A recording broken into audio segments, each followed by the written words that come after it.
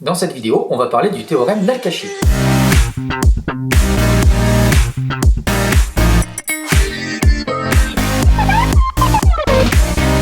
Alors c'est un théorème qui est un peu la généralisation du théorème de Pythagore. Généralisation puisqu'ici on peut l'utiliser dans n'importe quel triangle ABC. Et on a la formule suivante qui s'affiche.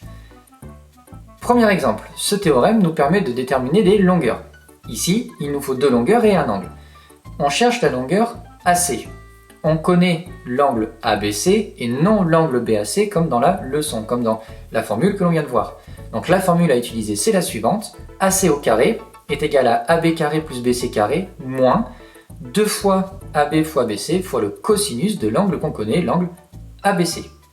On remplace par les données de l'exercice. On arrive à AC carré égale 25 moins 12 racine de 2.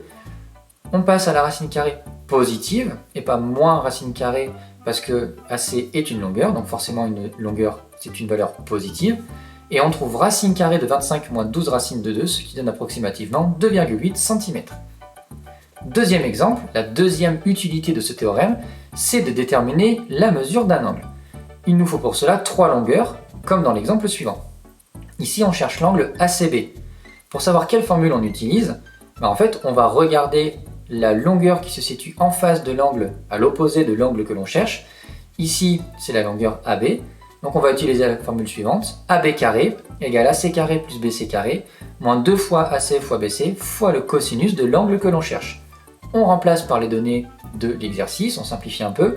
On arrive à 100 égale 65 moins 56 cosinus de l'angle ACB. Par équivalence, on isole le cosinus de l'angle que l'on cherche. On arrive à cosinus de l'angle ACB est égal à 100 moins 65 divisé par 56, qui est la même chose de 5/8. Et par passage à l'arc cosinus de 5/8, on trouve un angle approximativement égal à 51 degrés.